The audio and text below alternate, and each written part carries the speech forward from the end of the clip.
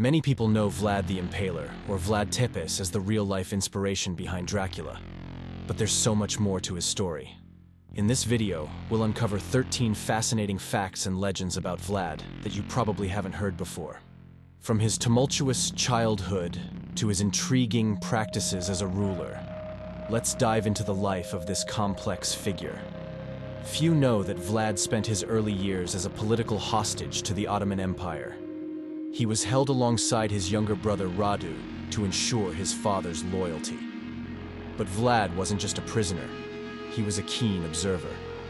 During his captivity, he learned the ways of the Ottomans, studying their military strategies and psychological tactics that would later define his reign. His time as a hostage would later shape the cold, calculated ruler he became. Before his reign of terror, Vlad had a brief period of relative peace.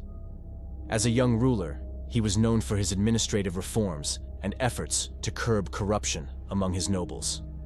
His rise to infamy didn't happen overnight. It was triggered by a betrayal that changed him forever. When a group of nobles conspired against him, Vlad's policy of leniency vanished, giving way to his notorious reign of brutality. The name Dracula isn't just a fictional creation. It's rooted in Vlad's own identity.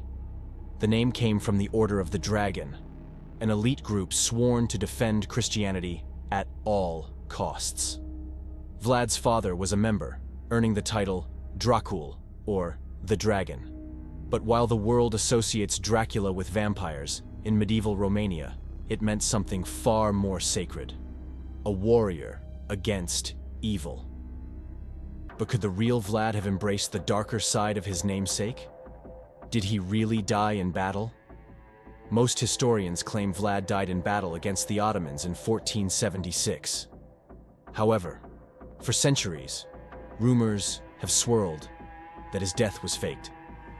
Some believe Vlad survived and went into hiding, only to resurface later, quietly living out his days. Even more mysterious, his grave was exhumed in the 1930s and found completely empty. Was it the ultimate act of deception? Or did his legend simply outgrow reality? He's known as Vlad the Impaler. But did you know that to the peasants of Wallachia, he was also a protector?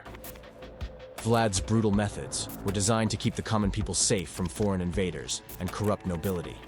In fact, he enforced justice so ruthlessly that crime plummeted during his reign. According to legend, a golden chalice was left out in public as a test of his rule, and not a single person dared to steal it.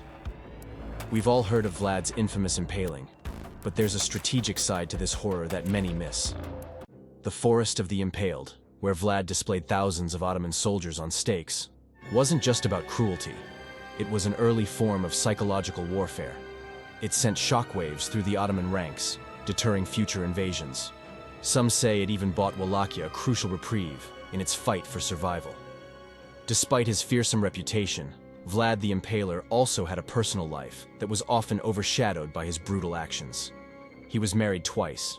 His first wife was a noblewoman from Wallachia, and together they had several children, including his son Mihnea. His second marriage to Justina Silagi was likely a strategic alliance aimed at strengthening ties with influential families. While his reign was marked by violence, it's important to note that he had a deep affection for his family and did everything he could to protect them during turbulent times. Vlad wasn't just a warrior, he was also a master of intelligence. He maintained a secret network of spies who infiltrated his enemies' courts and kept him informed of plots against him. This shadowy intelligence network gave Vlad a crucial advantage, allowing him to act swiftly and decisively.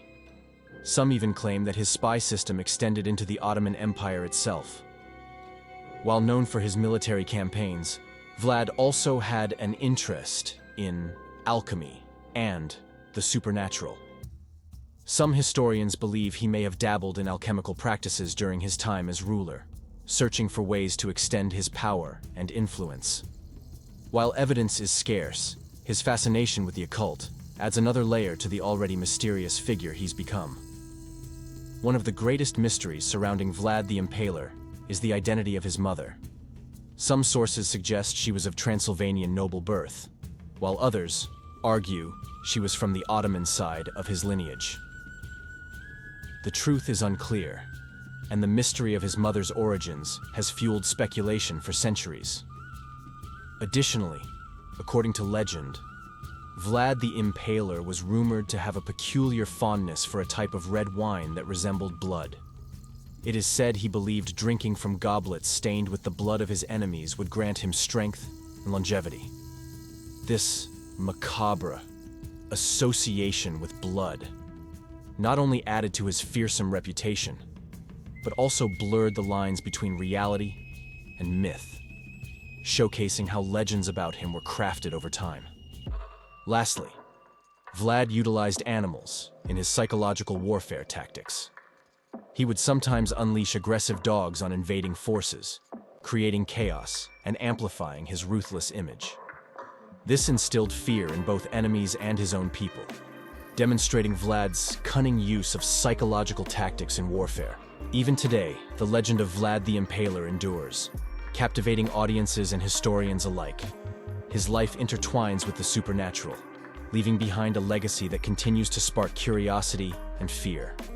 Vlad the Impaler's life is a tapestry woven with complex threads of loyalty, power, and fear. Understanding these facts gives us a deeper insight into the man behind the myth, the real Dracula. If you found these facts intriguing, don't forget to like and subscribe for more captivating stories from history.